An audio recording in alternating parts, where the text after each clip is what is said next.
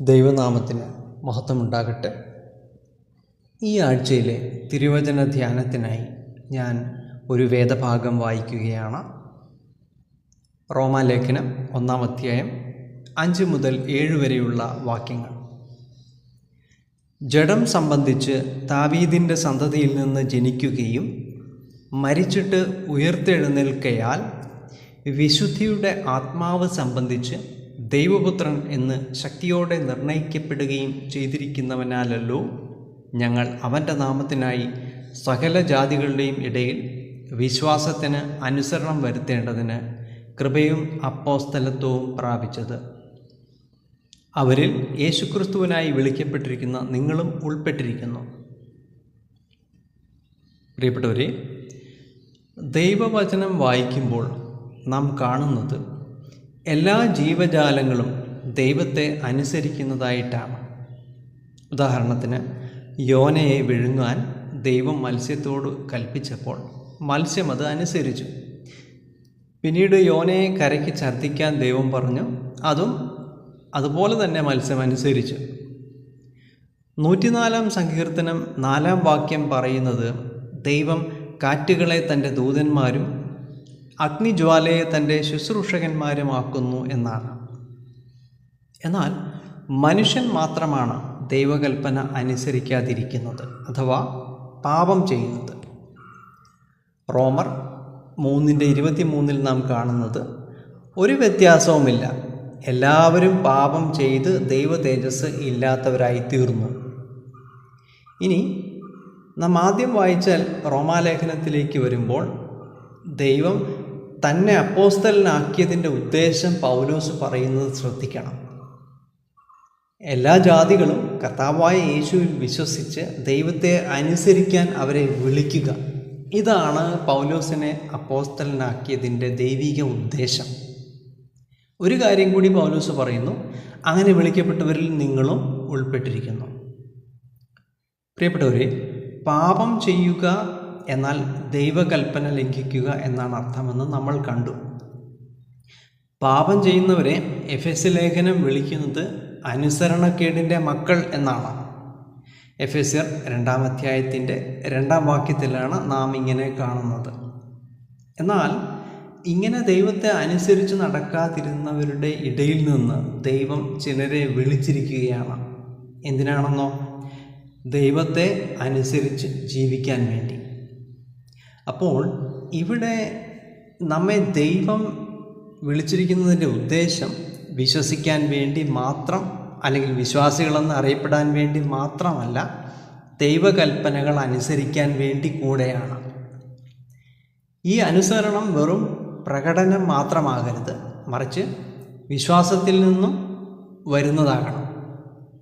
ചില ആളുകൾ പറയുന്നത് ഒരാളെ സ്വർഗത്തിലേക്ക് കൊണ്ടുപോകുന്നത് അയാളുടെ പ്രവൃത്തികളാണ്. മറ്റു ചിലർ പറയുന്നത് നമ്മുടെ വിശ്വാസം നമ്മുടെ ഉള്ളിൽ സൂക്ഷിച്ചാൽ മതി, പുറത്തെടുക്കേണ്ടെന്നാണ്.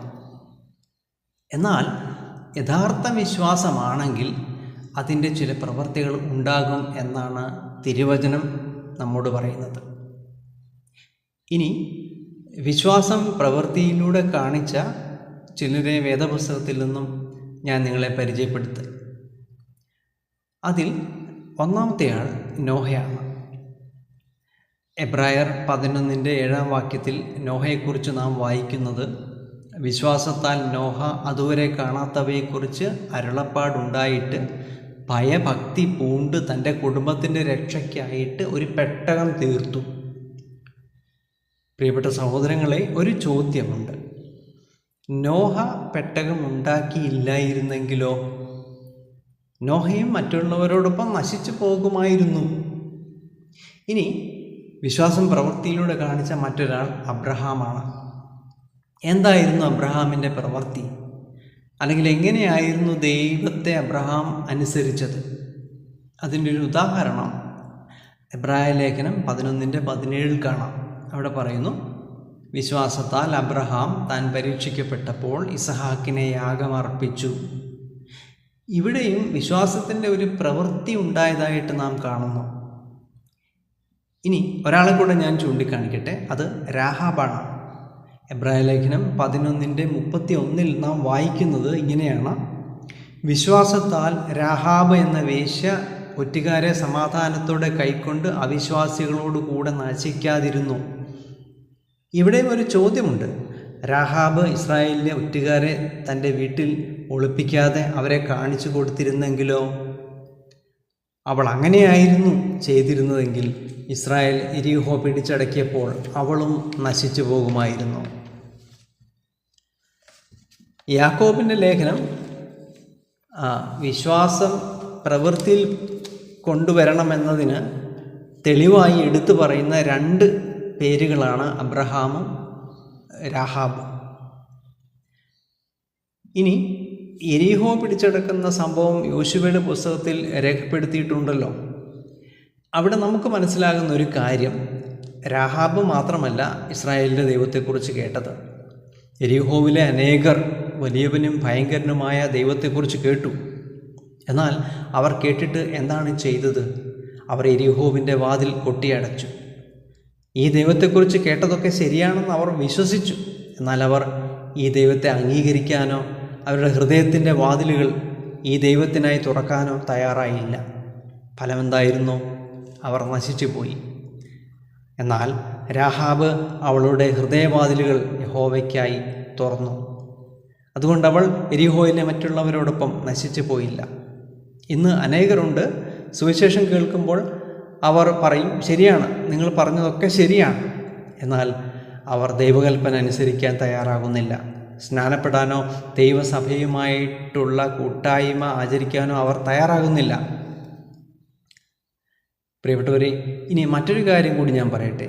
ഇന്ന് സഭകളിലുമുണ്ട് ദൈവവചനം അനുസരിക്കാതെ കർത്താവിനെ പുറത്തു നിർത്തി അവനെ എതിരെ വാതിൽ കൊട്ടിയടയ്ക്കുന്നവർ. എന്നാൽ നാം ഒരു കാര്യം മനസ്സിലാക്കണം. ദൈവ മക്കൾ ദൈവവചനം അനുസരിക്കാതെ കർത്താവിനെതിരെ വാതിൽ കൊട്ടിയടച്ചാൽ യെരിഹോവിനോട് ചെയ്തതുപോലെ ദൈവം ചെയ്യുന്നില്ല. ദൈവം അവരെ നശിപ്പിച്ച് കളയുന്നില്ല. പകരം കർത്താവ് ക്ഷമയോടെ പുറത്തു നിന്ന് വാതിലിൽ മുട്ടിക്കൊണ്ടിരിക്കുകയാണ്. ഇതാ, ഞാൻ വാതിൽക്കിൽ നിന്ന് മുട്ടുന്നു. ആരെങ്കിലും എൻ്റെ ശബ്ദം കേട്ട് വാതിൽ തുറന്നാൽ ഞാൻ അവനോടും അവൻ എന്നോടും കൂടെ അത്താഴം കഴിക്കും. ഇതാണ് കർത്താവിൻ്റെ വാക്കുകൾ. പ്രിയ സഹോദരങ്ങളെ, നമുക്ക് കർത്താവിനെ ഈ വാതിൽ തുറക്കാം. അനുസരണം കെട്ടവരായിരുന്ന നമ്മെ ദൈവം വിളിച്ചത് അവൻ്റെ വിശുദ്ധ കൽപ്പനകളെ അനുസരിച്ച് അവനെ പ്രസാദിപ്പിക്കുവാനാണ്. അതുകൊണ്ട് ദൈവത്തെ അനുസരിക്കാനായി നമുക്ക് നമ്മെ ദൈവകരങ്ങളിലേക്ക് ഏൽപ്പിച്ചു കൊടുക്കാം. അതിനായി ദൈവം നമ്മെ സഹായിക്കട്ടെ. അവൻ്റെ തിരുനാമം എന്നും എന്നേക്കും വാഴ്ത്തപ്പെടുമാറാകട്ടെ. ആമേൻ.